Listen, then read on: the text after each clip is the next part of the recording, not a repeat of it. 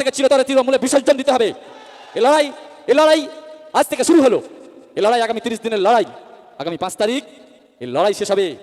ওরা লড়াই শেষ করে বন্দুকের গুলি দিয়ে, ওরা লড়াই শেষ করে বিরোধীদের ঘর ভেঙে, ওরা লড়াই শেষ করে বিরোধীর ব্যবসাতে অ্যাটাক করে, আমরা শেষ করবো মিষ্টি বিতরণ করে।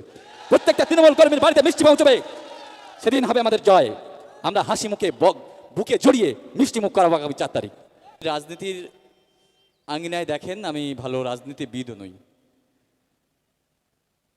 কিন্তু আমি এই পশ্চিমবঙ্গের একজন সাধারণ নাগরিক।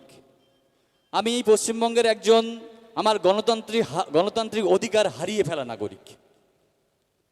লাস্ট কিছুদিন ধরেই মিনাখা বিধানসভায় তথা সারা পশ্চিমবঙ্গে আমরা দেখতে পাচ্ছি গণতান্ত্রিক লুট হচ্ছে। গণতান্ত্রিক মানুষের একটা ভোটাধিকার, যে গণতান্ত্রিক অধিকার, সেটাকে একটা উপহাসে পরিণত করে ফেলেছে। তাই আমার কাছে যখন প্রস্তাব আসে, একটু ভাবনা চিন্তা করেছিলাম যে আমি মাঠের লোক, আমি মাঠ নিয়ে থাকি, এখানে গিয়ে আমি কি করব, কতটা কি করতে পারবো।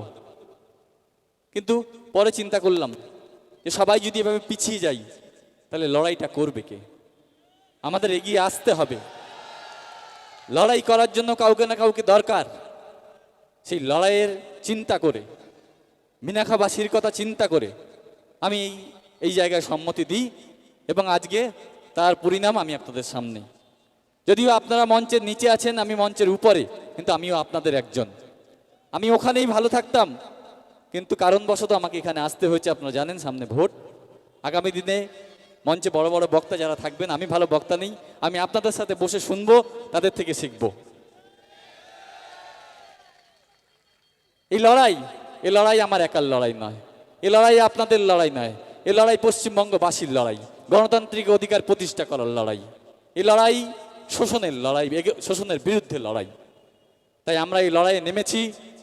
আমরা জানি আমার কাছে প্রতিদিন যেদিন থেকে প্রার্থী ঘোষণা হয়েছে তারপর দিন থেকে হাজারো হাজারো ফোন আসে যে আমি মন থেকে ভালোবাসি, আমি চাই এই তৃণমূল সরকারটা পশ্চিমবঙ্গ থেকে বিদায় নিক, কিন্তু ভাই, দাদা, আমি সামনে আসতে পারছি না। কারণ কি? বিগত দিনে যে সন্ত্রাস তাদের উপরে হয়েছে, তাদের বুকের মধ্যে এখনো কাঁপুনি আছে, তাদের বুকের মধ্যে কাঁপুনি আছে, আমার মধ্যেও আছে। আগামী দিনে কি করতে পারে এরা? তাই এরা যারা কিছু না করতে পারে তার ব্যবস্থা আপনাদের করতে হবে। এদেরকে পশ্চিমবঙ্গ থেকে চিরতরে তৃণমূলে বিসর্জন দিতে হবে। এ লড়াই আজ থেকে শুরু হলো। এ লড়াই আগামী 30 দিনের লড়াই। আগামী 5 তারিখ এই লড়াই শেষ হবে। ওরা লড়াই শেষ করে বন্দুকের গুলি দিয়ে, ওরা লড়াই শেষ করে বিরোধীদের ঘর ভেঙে, ওরা লড়াই শেষ করে বিরোধীর ব্যবসাতে অ্যাটাক করে, আমরা শেষ করব মিষ্টি বিতরণ করে। প্রত্যেকটা তৃণমূল কর্মীর বাড়িতে মিষ্টি পৌঁছবে, সেদিন হবে আমাদের জয়। আমরা হাসি মুখে বুকে জড়িয়ে মিষ্টি মুখ করাবো আগামী 4 তারিখ। কি আশা রাখতে পারি তো?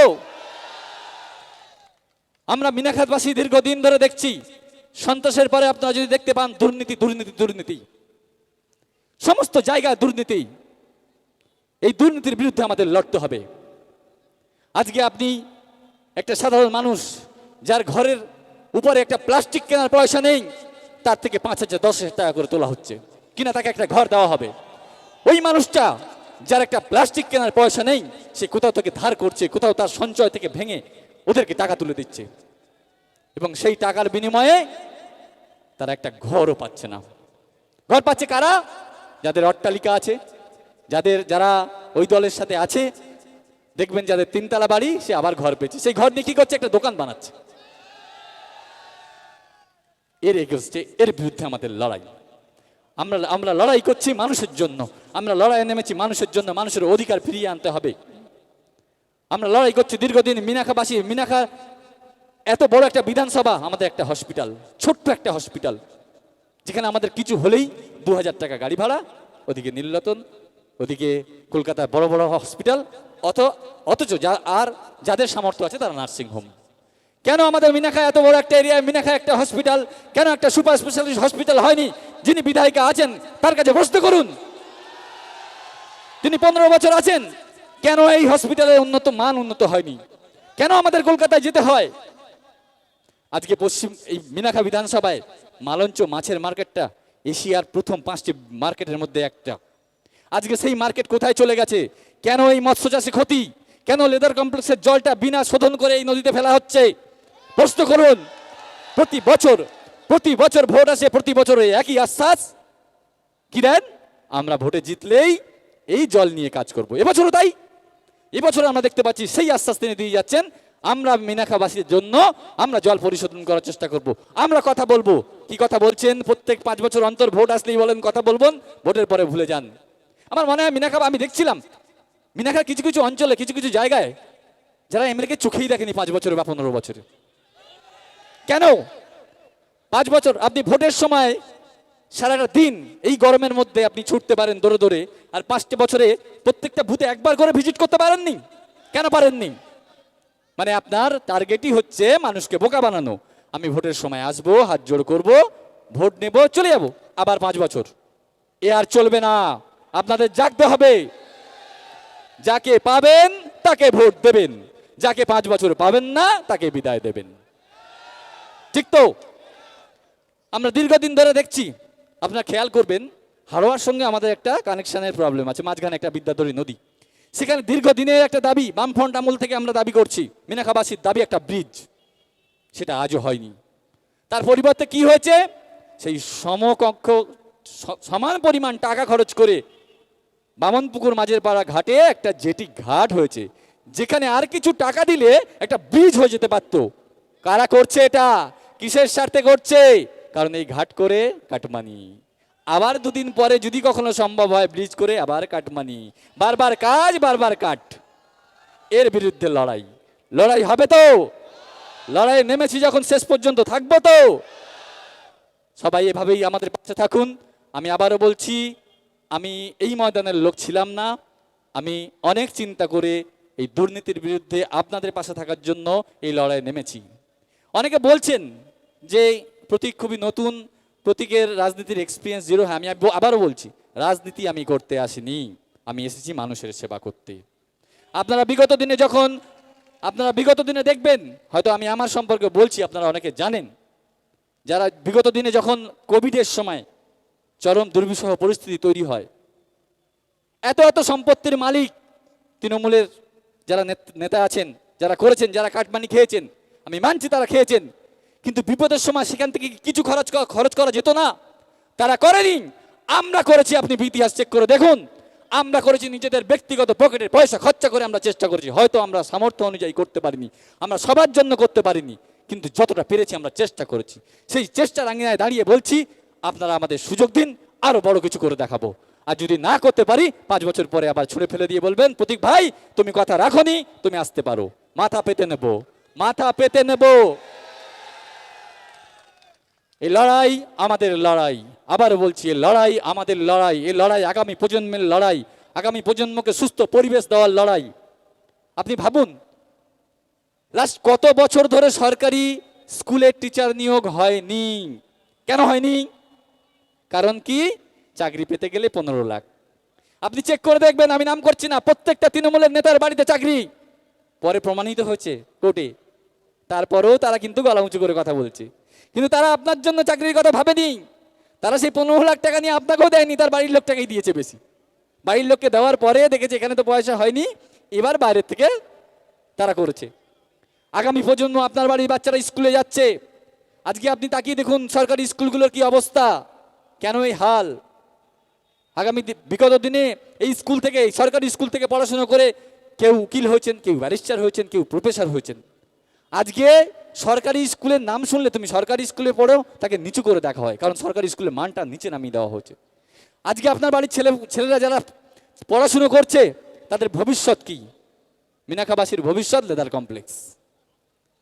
কমপ্লেক্স।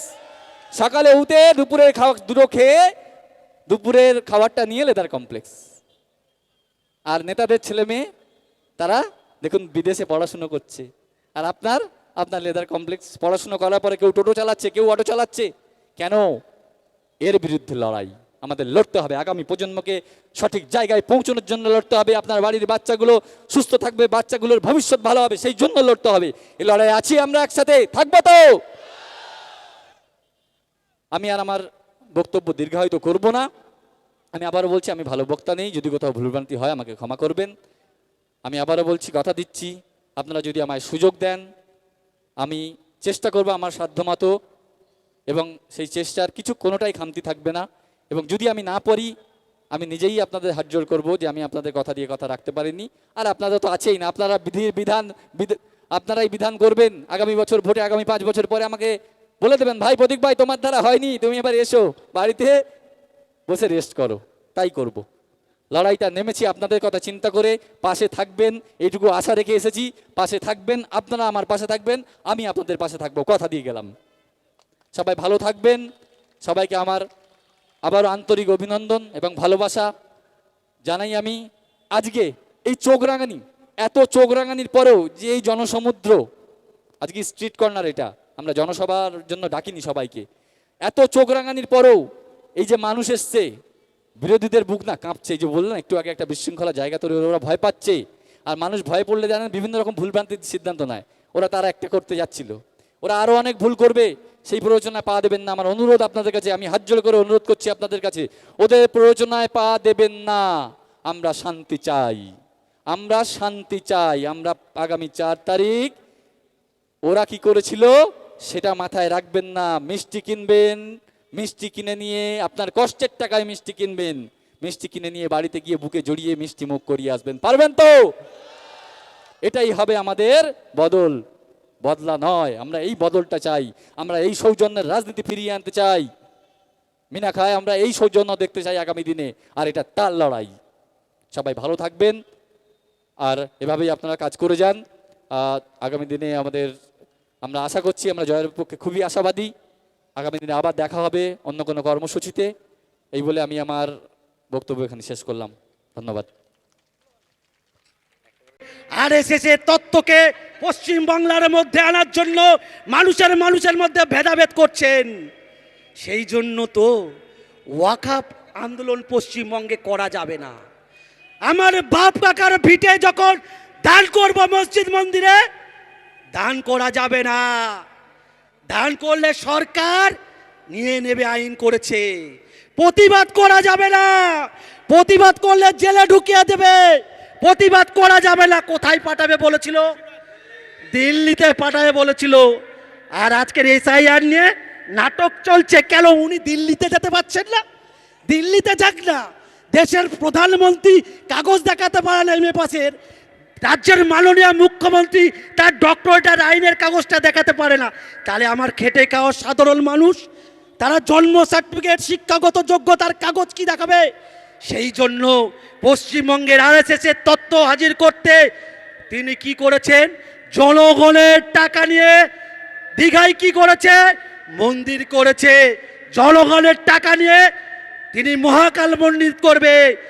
জনগণের টাকা নিয়ে তিনি দীঘাতে একটা দুর্গা মন্দির করবেন।